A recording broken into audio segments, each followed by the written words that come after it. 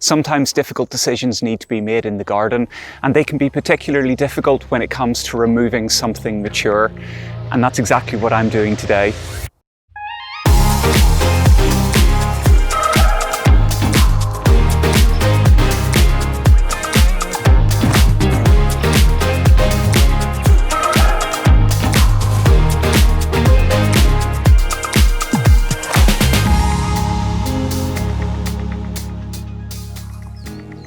Hey everyone, how's it going and welcome back. I'm getting stuck into the preparation work for the new vegetable garden, but rather than working over in the veg garden itself, I'm working on this side of the hedge today, and that's because I've made a difficult decision, and the two fruit trees behind me, I'm afraid they've got to go. And the reason it's a difficult decision isn't because of the amount of work that's involved in getting these two trees removed. It's actually just because I find it kind of sad.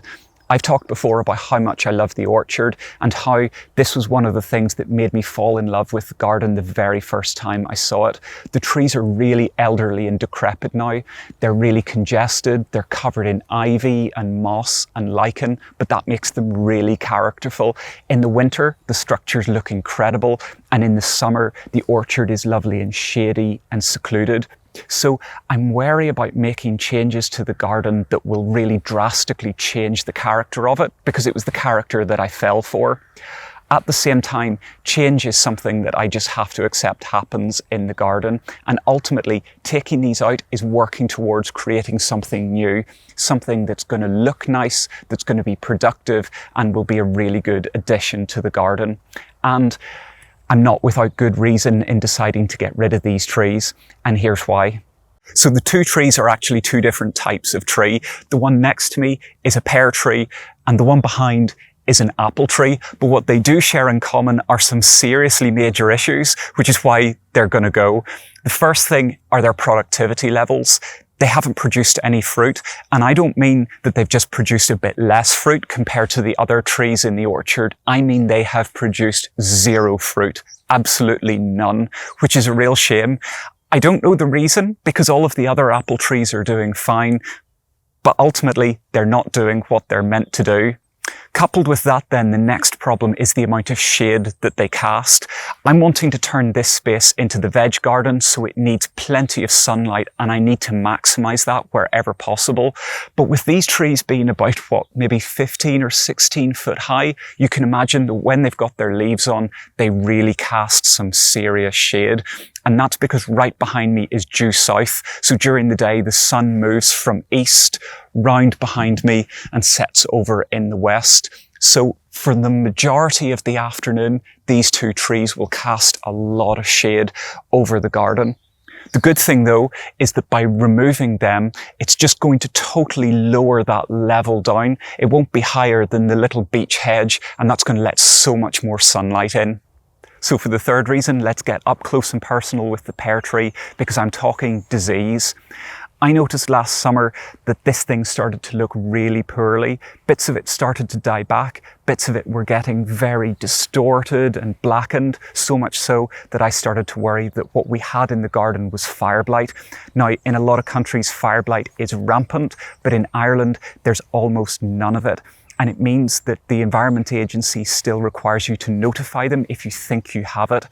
I did exactly that, and they came out and they ran a whole battery of tests, not only on this tree, but on all of the trees in the orchard, just to make sure. The good news was the tests came back negative for fire blight. Phew! And they came back another few weeks later and redid all the tests just to double check. However, I still think there's something not right with this tree, and I think it's been going on for years, because you can see that so much of it now is full of congested, dead material that you only have to touch just for it to break apart. And it means that if I was going to try and do some restorative pruning, if I went with the standard rule of going with dying, damaged, diseased, or crossing material, well, let's face it, there basically wouldn't be a tree left. So the final reason is to do with the beech hedge. I love it and I'm going to be keeping it, but particularly this apple tree is growing right the way through it. And because it's growing through it and because it shades it out so much in certain areas, it's got very, very bare. I'm hoping that when I remove the trees and it lets more light into this area of the hedge, it's going to start to fill out again and look really nice and full. So I'm going to get cracking and I'm going to make a start with the pear tree.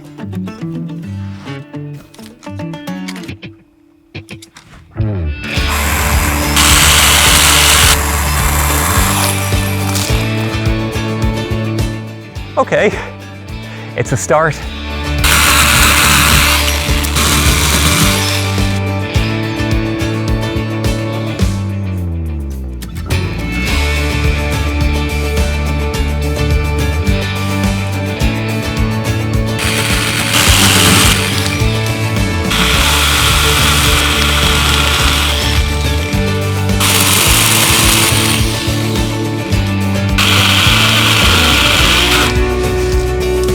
Okay, the pole pruner is making light work of that. Do you know, the funny thing is, I just set the camera recording and got stuck in, and I can totally see how people accidentally cut down the wrong things. I just got started on autopilot on that thing. Now, yes, it is the correct tree. I haven't made a big mistake.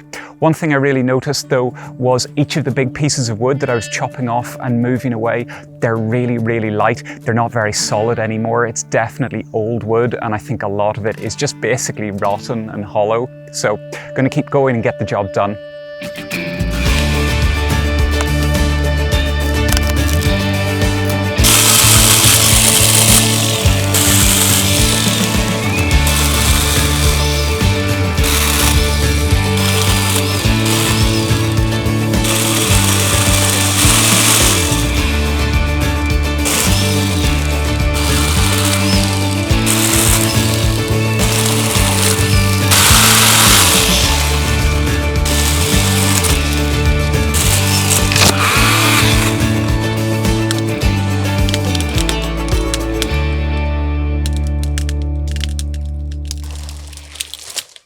Wow, wow, wow. Now that the trees come down, before I've cleared anything up, I wanted to come and have a sneak peek from where the vegetable garden's going to be, and you can see how much more open it is. It's brilliant. It's going to let in so much more light. So now all I got to do is do the slightly boring job of clearing up all of the tree that I've cut down before I get started on the next one. This is officially a first. The first time that a job hasn't taken me 2 or 3 times as long or 2 or 3 times as much energy to get done. It actually only took me about half an hour to get that tree down. It was really much easier than I'd expected, and now all I've got to do is clear up this stuff, but none of it is going to be going to waste. All of this thin twiggy stuff, it's going to go through the shredder and it's going to make brilliant wood chip that I can use to line the paths both inside and outside the polytunnel. And all of this stuff, these thick branches, well, I've got a plan for them, so I'm going to stack them up behind the polytunnel, and we'll come back to these maybe in a few weeks' time, because like I say, I've got a cunning plan. Right, it's another day. I'm back and I'm ready and raring to go. As you can see, I've cleared away all of the pieces of pear tree that I've cut down. All that's left is the stump that's a couple of feet high, which I can tackle later on. But today I'm going to get stuck into this, the apple tree. It's quite a bit bigger, so I think it's going to be a bigger job, but I'm going to get going.